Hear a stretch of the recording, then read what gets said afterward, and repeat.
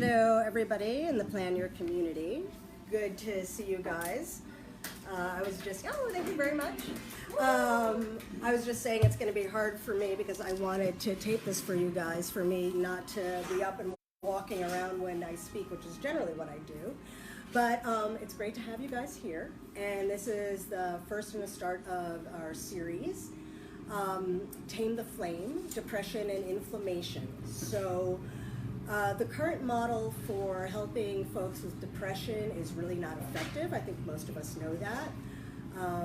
The common uses of SSRIs, which are supposed to help boost the uptake of serotonin, work a little bit, and they can work a little bit in the beginning, but then you can find after a while that they're not working as effectively. And so you can try therapy models, you can, and many of them are super effective, but what's been really interesting in the field of research nowadays is the study of inflammation and how if you reduce inflammation, people respond better to their treatment.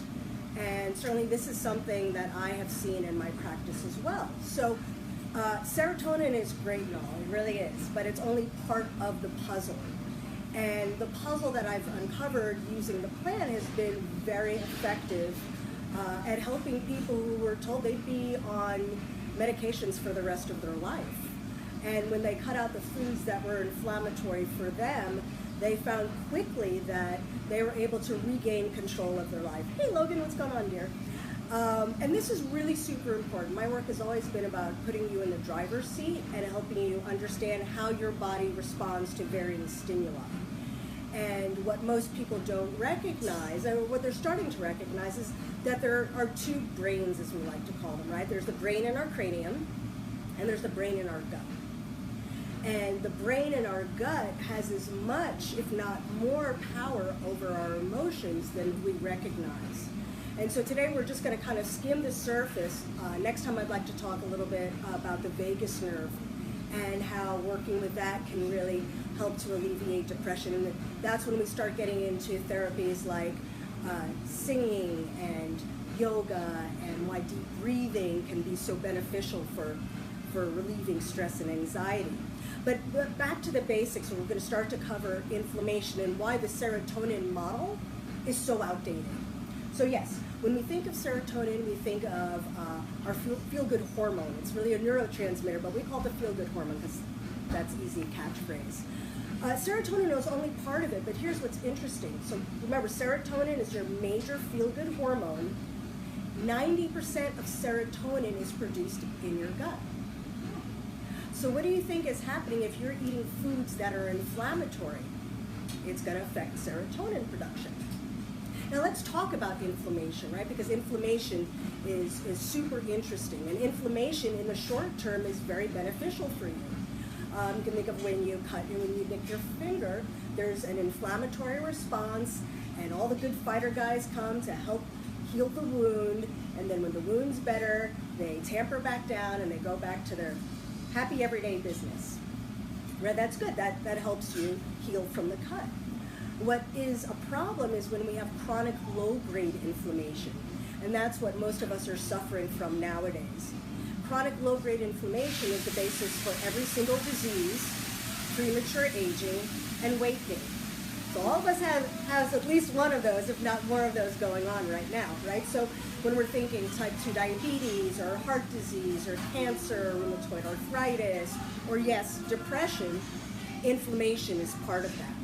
So what we want to do is we want to identify what is causing inflammation and then take it out of our lives. And you can do that, and that's, once again, what my work is all about.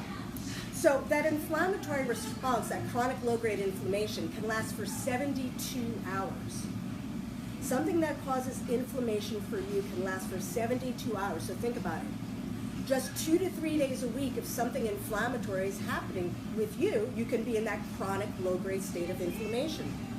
And if you're prone to depression, that means it's going to kick up the depression, right? If you are prone to migraines, it's going to kick up a migraine. If it's joint pain, it's joint pain. That's what inflammation does.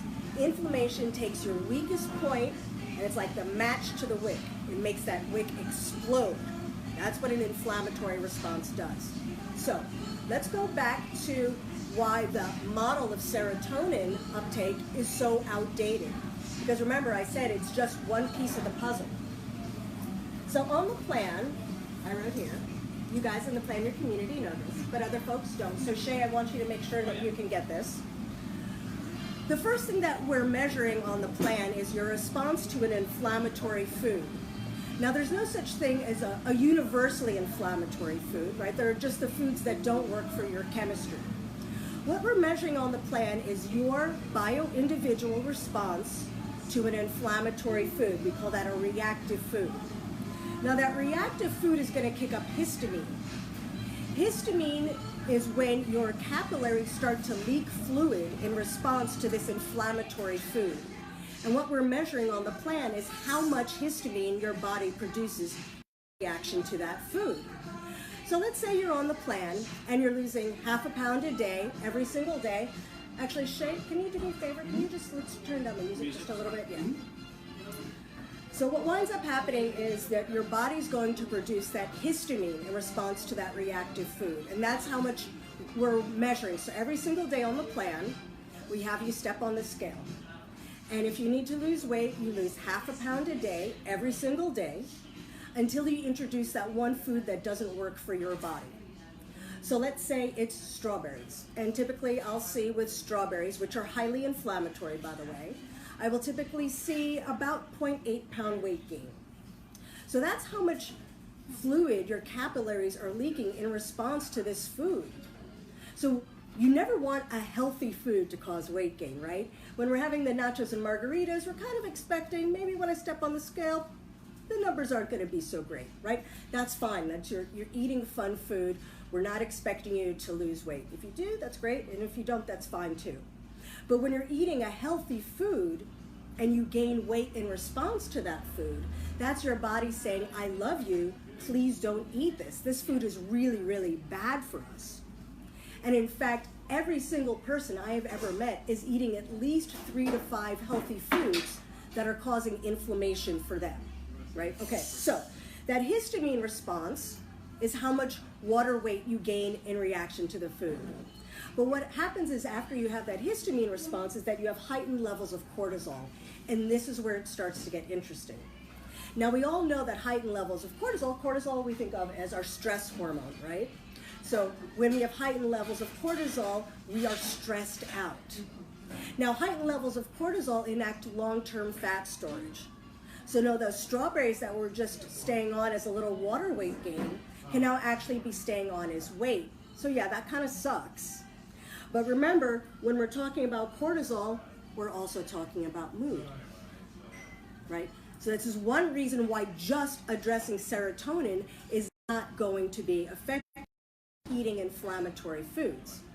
Now these heightened levels of cortisol, which are enacting long-term fat storage and are also making you more stressed out, right? So let's say you ate those strawberries and then your commute to work is a little bit longer and you're more stressed out than you can ever imagine being stressed out being late. That's what heightened levels of cortisol can do, right? It can exacerbate your response to something that's stressful. Okay, now those heightened levels of cortisol, not only do they enact long-term fat storage, but they start to skew your hormones. So for women, it's usually going to make you estrogen dominant and decrease progesterone. And most men, it's going to decrease testosterone, right? So now we have all these fluctuating hormones, which are, guess what? Making us moodier, right? So if you've ever had, as a woman, you know that estrogen dominance, great, now I'm poochy, I'm irritable, and I'm craving carbs, huh?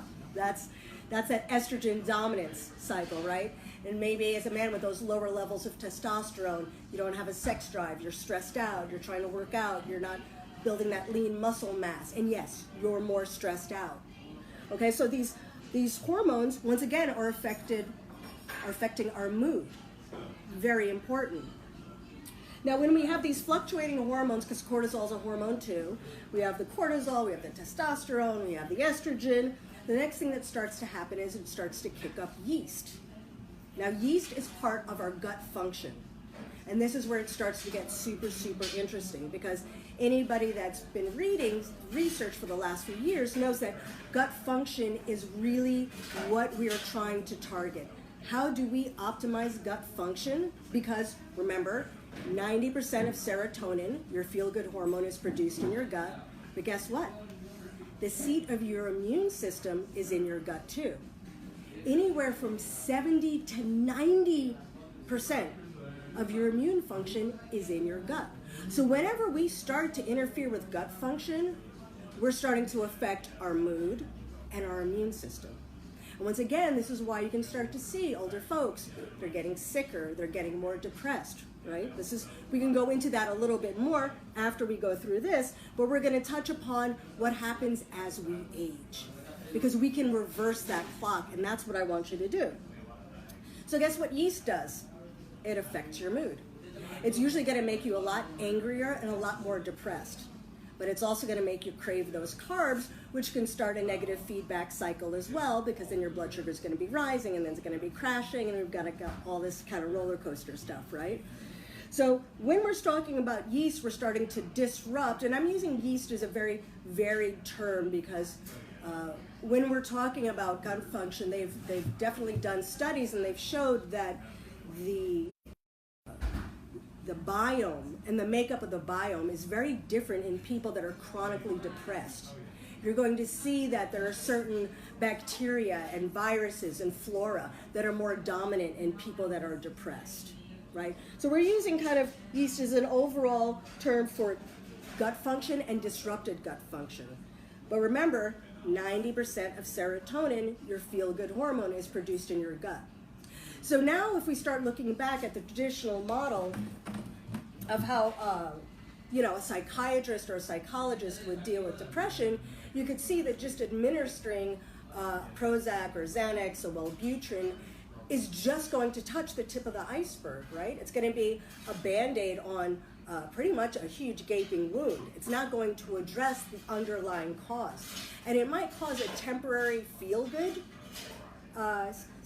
syndrome, or it might not, because for a lot of people when they're being administered antidepressants in the beginning, hey Sharon, hey Donna, hey Sharon again, what winds up happening is a lot of times the medication that they're giving you is not going to work with your chemistry, right? And every time you're given something and you don't respond, you think that there's something wrong with me. Oh no, I'm bad, I'm not responding, right? So the doctor tries something else, and maybe you respond better to that, but it's still not optimal. But remember, during that time period, because we're only addressing serotonin and not all the other factors that can factor in with depression, you're going to once again start to feel broken, right? So you go to more therapy, right? You do more yoga. You try to do more things to make yourself feel better, but at the same time, you're feeling kind of broken, right? And that's the cycle that I want to stop, because so much of this is preventable. So much of it, when they say that depression is chemistry, yes it is, but a lot of it's the chemistry of food. So let's go back to when we're talking about aging and the aging process, because so many of us think that when you're aging, you're going down a slippery slope, right? It's, the knee's starting to hurt, starting to get depressed, start to put on weight, it's all downhill from here. It's not. It's not. What is true is that as we age, we start to lose digestive enzymes. Our stomach acid slows down. Even our saliva can slow down. So the foods and the diets that worked for us in our 20s stop working as effectively in our 30s, 40s, and 50s. And if we don't identify the foods that are causing inflammation for us, those 3 foods that are inflammatory in your 30s are now 4 to 5 foods in your 40s and 6 to 7 foods in your 50s. So of course you're getting sicker and you're getting depressed as you get older. Your body is just fighting to digest these foods that aren't working, right? And then I always say, you spend the day eating the healthiest foods, and then you step on the scale and you're like, what? Like, how was that number there? I was like at the gym for 2 hours, I was eating that damn cauliflower rice, cashews, the green juices. How did I put on 2 pounds? Right? So then you're like, F that, and then you spend the day eating cookies and you don't lose any weight, but you don't gain any weight. And you're like, at least let me be on cookies. It's like better than what I was doing, right? That's because healthy foods can cause inflammation. And that's what nobody's really talking about. When you identify the foods that work for your body, we can start to reverse that inflammatory feedback cycle, this negative feedback loop, right? We want to reverse this so that the 6 foods to 7 foods that are inflammatory for us in our 60s now become 4 to 5 foods, and then become 3 to 4 foods, and then 1 to 2 foods, right? And then as you reduce inflammation, you're going to find that your mood starts to respond better. You're sleeping through the night. You're not as stressed out. Your hormones are balanced, right? Because remember, that's what an inflammatory food does. It not only affects serotonin production, it affects every single part of your system that is responsible for your mood. So if we keep just looking at this single model, which is the therapeutic model that we've been using for, I don't know, the last 50, 70 years, we're never going to truly be able to treat depression. So the big question is, well, what's healthy? The answer is, I don't know. What I do know is that I was able to develop what has worked universally, a system for people to test the foods that work for their bodies. And in that 20 to 30 day plan, in the beginning, we have the least inflammatory foods. And if you need to lose weight, you're going to lose weight. You're going to lose a lot of weight. I just had one woman up here in Washington Heights lose 14 pounds in 3 days. That's how much inflammation was in her body. She was eating more food than she'd eaten in the last 10 years every single day. But she was holding on to so much inflammation, which for her wasn't resulting in depression, but it was resulting in debilitating hip pain. And with her turning 60, she didn't want to go in surgery again, right? So for everybody, inflammation is going to affect us differently. For her, it was hip pain and weight gain. For you, it might be migraines and disrupted hormones. For you, it might be poor sleep and you're stressed out all the time, right? It's different for everybody. But it's not normal to feel that way, and you can certainly identify the foods that don't work for your body, remove them, and start to feel better. Now, here's a great thing about your body, is that your body always wants to heal. It really does. But your body is always going to divert energy from healing to digestion. And that's a basic biological trade-off, which has really served us pretty well. Because if you think about it, before there was Whole Foods, right? Before there was Trader Joe's, food was hard to come by. So if you saw a bear and you killed the bear, you would cut up the bear, and your body would say, you know what, let me stop repairing the heart, the liver, the lung for a few minutes so I can rapidly digest this food and assimilate the nutrients. That's a good trade-off, right? Have some nutrients, your body stops repair, you live another day. But what winds up happening as we age? Now, you have to remember the average cave person was lucky if they made it to 35 or 40, right? Our bodies weren't really adapted to live as long as we're living. So the loss of certain function kind of makes sense. We weren't machines meant to be built to be living this long. But that's okay.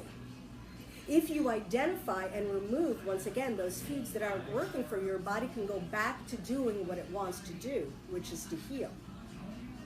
Because remember, how long does that inflammatory response last? 72 hours. If you're eating strawberries and quinoa and Greek yogurt just 3 times a week and it's not working for you, you're going to be in a chronic state of inflammation. And if inflammation, one of the results for you is depression, you're going to be depressed. So see, there's no blame involved. And so often people say, you know, Lynn, I need to suck it up. You know, I've got a good life, I've got a great job. Why am I always depressed? What's wrong with me? Nothing's wrong with you. You are having a physiological response to a stimuli. Today we're just talking about food, but later we're going to be talking about sleep, we're going to be talking about exercise, and how this is all huge triggers in one's depression and what you can do to fix it. But let's open up the floor to some questions, because I'm sure we have some, and I've been talking for a little bit. I I guess I have A+ pupils here. Everybody is. I wasn't aware that a lot of your, how would you say, come from the stomach? What was it? The serotonin production? Right. I didn't know that it came from your stomach. Most of it came from your stomach. Right. I mean, It feel good.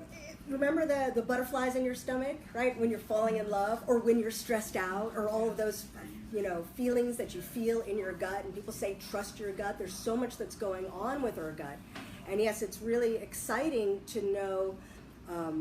Before, once again, when we're going back in the old model, if you were suffering from chronic depression or anxiety, you just kind of thought that you needed to take pills to make it better. To know that they're, and I'm not anti-pills. Look, if it's working, that's great.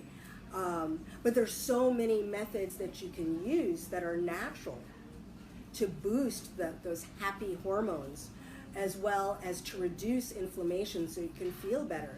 And maybe we can cut your medications. Maybe we titrate you down off those meds, or we switch you to different meds, right? Because I have to say, most people that I've met that have been on medications for depression don't want to be on them. They don't like that feeling of dependency. Like I said, if it's working, it's working. That's great. I want you to keep doing what's working. But if you feel like there are other methods, I would say you're eating every day anyway. Why not eat the foods that work for you?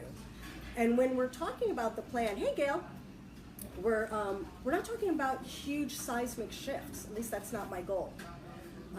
Turkey tends to be highly inflammatory, and beef and lamb tend to be super low inflammatory. So if you love your burgers, instead of having a turkey burger if it's inflammatory for you, why not just have the lamb or beef burger, right? So you're still having the burger, right? You're not feeling deprived, but you're not gaining 2 pounds from the turkey, which is usually how much weight gain I'll see from turkey. But you're also choosing something that's better for your chemistry, that's making you feel better. It's helping you sleep through the night. It's making your cognition better. These are all things that we can do, and I think we're so used to being so stressed out. We're so used to feeling unwell. And to know that you can feel well by just simple shifts. Maybe you don't have the strawberries, but you have the blueberries, right? You're still having a berry, and you get all the health benefits of a berry, you're just not eating a food that's inflammatory for you. So yes, the field of research, that's going on with gut function is some of the most exciting things that's going on, because it's a shift in the way medicine is thinking that is more holistic, right? So now doctors are saying things like, if you're depressed, maybe try taking a probiotic instead of taking an antidepressant, right? That's a huge shift in the way that we're thinking. If you take antibiotics, take a probiotic. This is a new and natural way of thinking, and when we start to integrate Western medicine and holistic thought, I think we're going to get a really super sound medical system. Yes, dear. And what was the note about the thyroid? Oh, the thyroid. Yeah, excuse me. I completely forgot about the thyroid, which is usually what I'm rambling on about. So when we have yeast kick up, it does affect thyroid function. So thyroid, we always think of as the master gland for our metabolism, but the thyroid is so much more than that. The thyroid, every cell on your body has like a little landing site for the thyroid hormone. And you can think of the thyroid hormone landing on your cell and unlocking every metabolic and cellular activity. Everything you need to be 110% you requires optimal thyroid function. And the connection between thyroid function and mood is well established. They're not exactly sure how and why thyroid affects mood the way it does. But typically we will see with people that are hypothyroid, they will definitely tend to be more depressed. And people that are hyperthyroid will tend to have more anxiety. Now that doesn't mean that you can be hyperthyroid and not be depressed, or be hypothyroid and not have anxiety, but that's a generalization that tends to be pretty true. And so what we'll find is that when you have a stressor, let's say, once again, that commute to work, right, you're late for work, that stressor in somebody that's hypothyroid will tend to make them more depressed, And somebody that's hyperthyroid will tend to increase more of an anxiety type feeling, both of which are pretty awful to live with on a regular basis, right? And thyroid function does decrease as we age. All of our glands will decrease slightly, but once again, this is not something where you're down a slippery slope. When you know how to optimize thyroid function, which is what my book, The Metabolism Plan, is about, you are always going to be in a better mood. And that is what is really important. If you think of the thyroid as being part of your fountain of youth, that's what you want.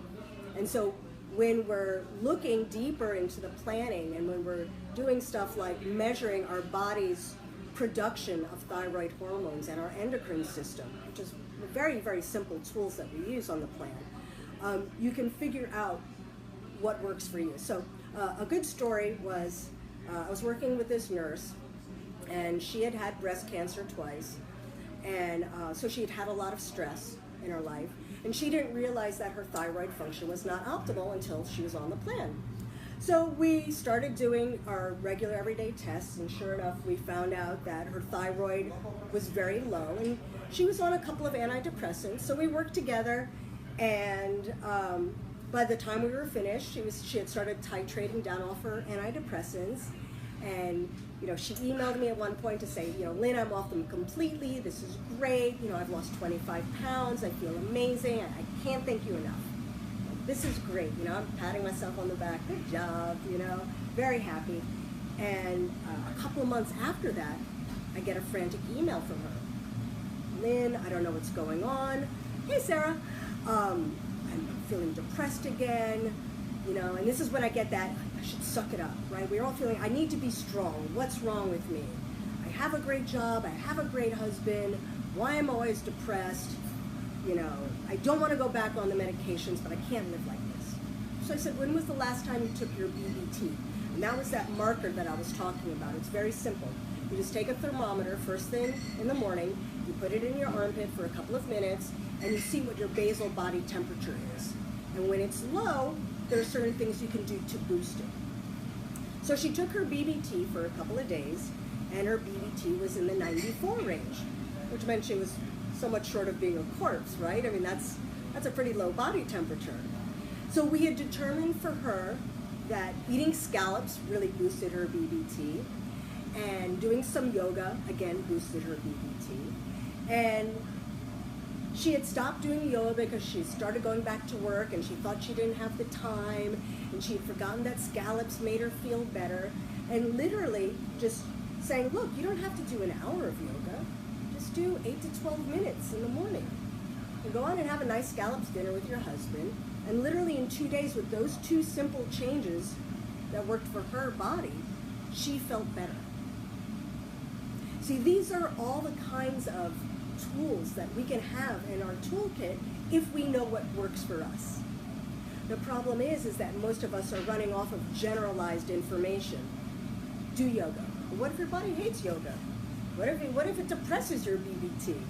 Right? What if it makes your thyroid function worse? Right? The key is to finding what works for you. And once again, that's what my books are all about. So yes, thyroid is huge when it comes to optimizing mood and to mitigating depression. Great question, Carolyn. Anyone else? Last one. So I'm in the mental health profession, and maybe it's more of a comment than a question, but it's interesting because you're talking about how mood is how it's connected with the different hormones and originating from our gut, and nutrition's not really an aspect that's discussed. Like when I went to grad school, it wasn't even something that was talked about, and I just think it's so crazy how that is such a big part of it, and yet we're in these clinics meeting with individuals for depression, anxiety, bipolar disorder,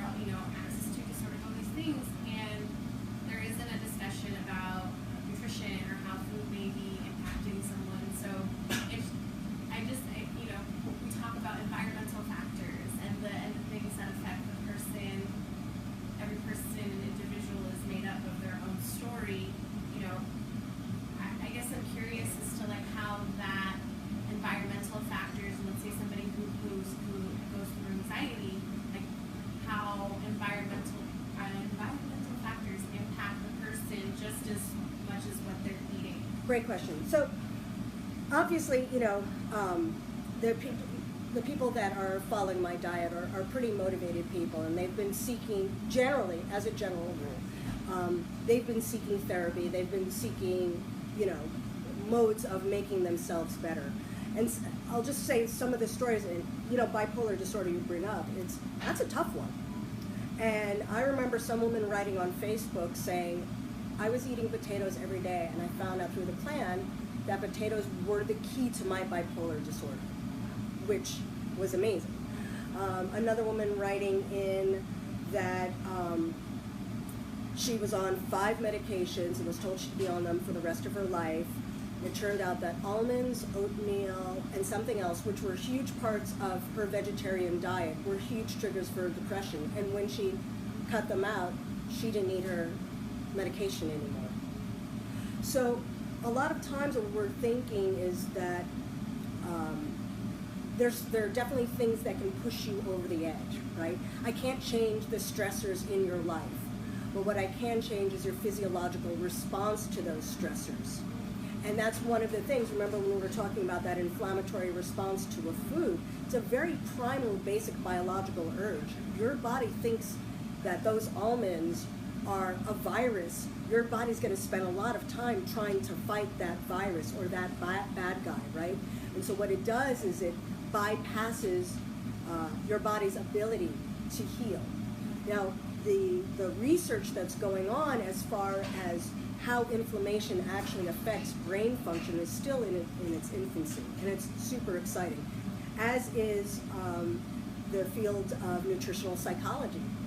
So I was looking at nutritional psychology, and I was seeing, well, what are the accreditations of the people that are doing this? And they don't have any. So what they're trying to do is they're trying to work with, nutritionists. They're trying to work with dietitians, and what they're doing is they're trying to meld 2 fields, but I haven't seen that any of the psychiatrists or psychologists have actually done huge in-depth studies of nutrition on their own. When they do, and now I'm imagining that's in 5 to 10 years, we're going to start to have a really interesting industry and synthesis that's going on. I'm going to say Tulane University is probably one of my favorite medical schools, because they're really working in, first of all, in underserved communities. They're really working with nutrition. The average doctor, by the way, only 22% of doctors have taken any sort of nutrition classes, and it's usually just one class that they take. They're taught nutrition by their drug vendors. They're taught nutrition by the same people that you're learning from. So when you're going to your doctor for nutritional advice, it's very hard for them because they don't have it, and they're not doing the research for it. So we do find ourselves in a very tricky area for sure, and a lot of times, you'll get blanket advice, like the best advice you're going to get is follow the Mediterranean diet. That seems to help with depression, but once again, these are very vague, generalized disorders, and obviously if we're cutting people off of processed foods, they're going to start to feel better. But if they're still eating inflammatory foods, they're not going to be that much better. So it's once again, my work is all about bioindividuality. I would love to say there's one healthy food and that's what you eat. There isn't. But I did develop a testing methodology for people to find the foods that work for them. And the results as far as helping mood and overall health, whether it's an autoimmune disorder, whether it's obesity, whether it's type 2 diabetes, is really empowering. And that's what I want people to feel, is like they're in charge of their life and their health. Any other questions? Well, thank you all for coming tonight to Plan Your Community. Hey, Carol, good to see you. Who else is there? Oh my God, I need my glasses. Hey, Crystal. Good to see you guys. Thanks for showing up. Next week we have Gemma Jaw coming. She's all about personal transformation for the year 2020. She's got some amazing things going for you. The week after that we have Jeffrey Nobles, and the week after that we have a financial planner, because we're all about health, whether it's your mental health, your financial health, your spiritual health. You got it, we got it. Love you guys. Happy New Year.